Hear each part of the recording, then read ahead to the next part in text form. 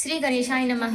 एक बार जब ब्रह्मा जी सृष्टि रचना में लगे थे, तब भगवान विष्णु के कानों से मधुकैटभ नामक दो दैत्य उत्पन्न हो गए। वे भूख से व्याकुल होकर इधर उधर देखने लगे तो ब्रह्मा जी पर दृष्टि पड़ी। फिर क्या था, वे उन्हें ही खाद्य समझकर उनकी ओर दौड़े।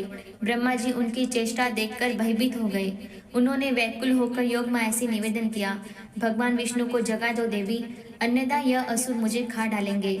योगमाया की प्रेरणा से भगवान की निद्रा दूर हुई। ब्रह्मा जी पर संकट देखकर भगवान ने अपने पंचजनी की ध्वनि की, जिसे सुनकर त्रिलोक कांप उठा। उस ध्वनि को सुनकर मधुकैटभ पे सचेत हुए और ब्रह्मा जी को भूलकर भगवान विष्णु पर टूट पड़े। अब तो दोनों में घोर युद्ध होने लगा। 5000 वर्ष तक घोर युद्ध हुआ, किंतु असुरों पर विजय न मिल सकी। जब भगवान का वश न चला तो उन्होंने संगीतज्ञ गंधर्व का रूप धारण कर लिया और एक वन में जाकर वीणा पर श्रुति स्वर में गीत गाने लगे। उनके गीत से तीनों लोग मुग्ध हो गए। वह स्वर कैलाशपति भगवान शंकर के भी कानों में पड़ गया। उन्होंने निकुंभ और पुष्पदंतों को आदेश दिया कि उस संगीतज्ञ को लीवा लाओ। शिवगण उन्हें लीवा लाए। गंधर्व वेशधारी विष्णु ने उन्हें प्रणाम कर उनके आदेश पर वीणा की तान छिड़ी। उसे सुनकर भगवान ऋषभध्वज, माता पार्वती जी, गणेश जी और कार्तिकेय तथा अन्यान्य सभी देवता मुग्ध हो गए। शंकर ने प्रसन्न होकर कहा, वर मांगो। शंभु हंसे और बोले, तुम तो विष्णु हो, इस वेश में आने की क्या आवश्यकता हुई? क्या असुरों के भय से छड़वश बनाए घूम रहे हो? विष्णु बोले, वर देना चाहते हैं तो मधुकैटभ नामक असुरों का नाश हो जाए, यह वर दीजिए। विष्णु ने कहा, आपको प्रसन्न करने के लिए यह सब करना पड़ा है आशुतोष।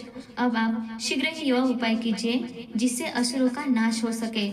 शिवजी ने प्रसन्न मुद्रा में कहा, रमानाथ, यदि असुरों पर विजय प्राप्त करनी है तो गणेश जी को प्रसन्न करो।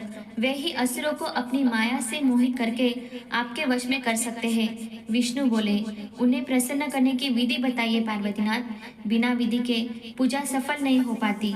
शिवजी ने उन्हें षोडोपचार युक्त गणपति पूजन की विधि बताई। उसके बाद भगवान विष्णु ने गणेश जी की 100 दिव्य वर्ष तक उपासना की। उनके घोर तप से प्रसन्न हुए गजवदन प्रकट हो गए। उन्होंने कहा, मैं तुम्हारे तप से प्रसन्न हूँ, बोलो क्या चाहते हो?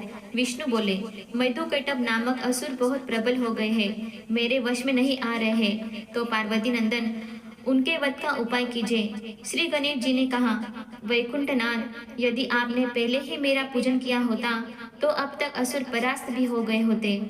विष्णु बोले, गणेश्वर, मुझे आपका प्रभाव विदित नहीं था। अब आप वही कीजिए जिनसे मैं उन असुरों का वध करने में सफल हो सकूं। हे नाथ, इसके साथ ही मुझे अपनी अनन्य एवं दुर्लभ भक्ति भी प्रदान करने की कृपा कीजिए। हे विघ्नहरण।